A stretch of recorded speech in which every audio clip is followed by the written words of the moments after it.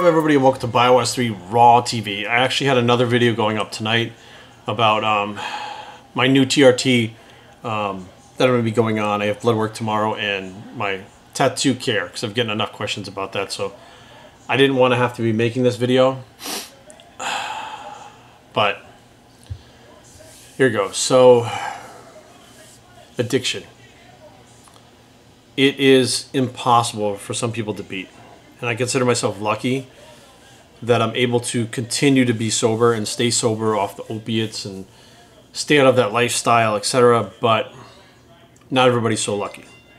I got to the gym today in Rockville and found out my friend Tom has passed away due to addiction. He couldn't kick his habit. Now, this is like the second person in the last month from that gym. Another one was a guy, Rich, that for all we knew, as long as we knew he was sober, he ran a business that was like a second chance for people that had addiction problems and alcohol problems. And he was the owner of it. This guy was such a good guy, Rich. He paid for my friend Tony's cancer treatment out of his own pocket because Tony couldn't afford it. It was a treatment that wasn't approved by insurance. He did things like, there was an old lady complaining about the gym, about how much it cost. He went up to the front desk out here after hearing her complain about it and bought her a 3-month membership just for the fuck of it. He didn't even know her. Like, he was such a nice guy, but he battled his demons. They found him in a motel with drug paraphernalia. And as far as we knew, he was clean for, I don't know, 20, 30 years or whatever it was. And my friend Tom, who just passed away. So I talked to him last when Piana died. He texted me, and he was a big fan of Rich. He loved Rich. And he was like, oh, what happened? And, you know, we went back and forth with it. Last time I saw him was in June. I met him up with him to have lunch. And he wasn't doing so good. And he was very open about that, very honest with me about that. He had had a problem with addiction going back ever since I'd known him. He'd been on and off pills, etc. And I probably known him for about 7 or 8 years now.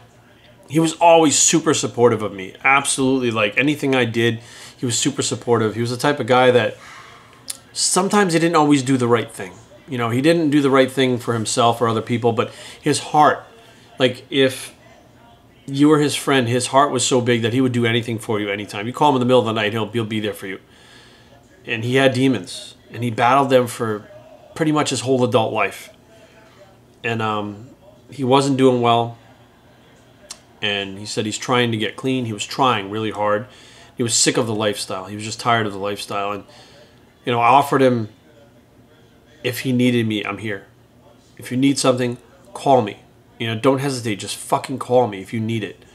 You can't tell someone not to do drugs. You can't tell someone to get clean. You can't force their hand into it. You just wind up pushing them away. So it's important to keep that line of communication open between the individual and yourself if you truly want to help them. And I got the news the other day. It was maybe Thursday when I got to the gym. My friend Ani said, hey, did you hear about Tom? He's in a coma.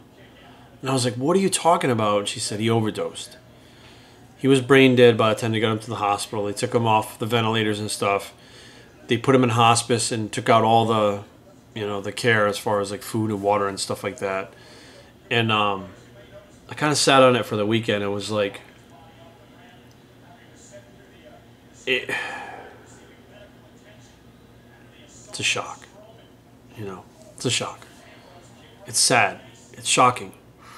Not surprising because he's had this problem for a long time. And people, they either get well or they die. I mean, that's how this shit works.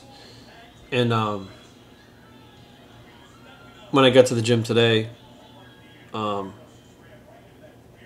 again was there. She's always there when I get there first.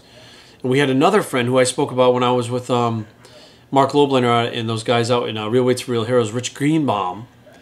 Not Rich Piana, Rich Greenbaum, who passed away. And his funeral was this morning. And Ani went to the funeral. And I got to the gym. I said, are you okay? You know, with Greenbaum's funeral and stuff going on. She said, I'm okay. Did you hear about Tom? I said, yeah, I know he's sick. She goes, no, he died this morning. And I kind of stepped back and I was like, the older you get, the more people pass away. I mean, that's just life. My grandfather, outlived all of his friends. All of his friends were dead. My grandmother was dead. His girlfriend had passed away. He had a girlfriend after my grandmother. She passed away. All of his dogs had died except for, I think, one. And he basically couldn't drive because he was getting so old. His reflexes were slower. Even though he was still strong and he had his wits about him, reflexes not there, so he really shouldn't drive. Just kind of sat in that house and watched everything around him change. You know, watch people disappear. One day they're just gone. And you expect that as you get older. You know, I expect my parents to not be there, my grandmother, my aunts and uncles, they're all in their 60s, you know. You expect them to not be there.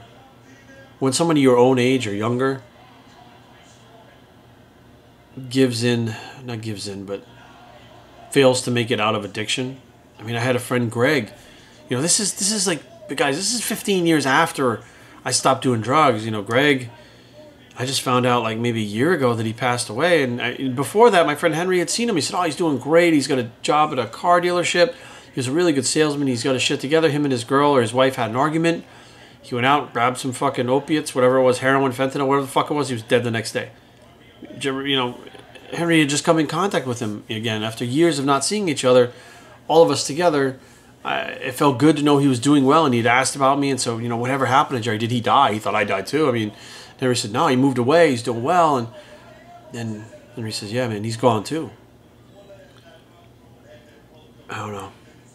I mean, I don't know what else to do. I know that there's a huge epidemic with opiates right now. It's getting bigger. The fentanyl, all the bullshit. And I wish that if you had the chance and you need it, that you would just step up and say, look, I need help. I got to get into a rehab. I really have to fucking get this shit under control, because you can't do it yourself. And if you think you're rehabilitated and you could do a little bit, I could just take a Vicodin here and there. I could just do a bag of heroin here and there. Nobody does a bag of heroin. But nobody does a little bit when you have an addiction problem. You're addicted, you're addicted. You're addicted for life. A little bit turns into a lot, turns into your fucking death sentence. And that's just how that goes.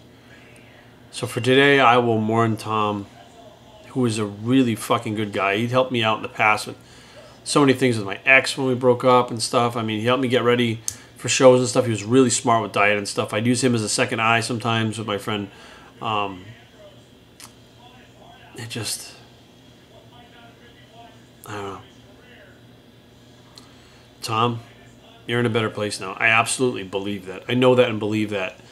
You know, the pain of addiction and whatever pain that you felt inside that caused you to go towards the drugs to mask whatever was going on is gone now. And I understand that. And it doesn't make us feel any better being here without you, but that's the only solace that I can take, is knowing that you're okay now. So, goodbye, Tom. I'm Biockickz, and I approve this message. And we're out.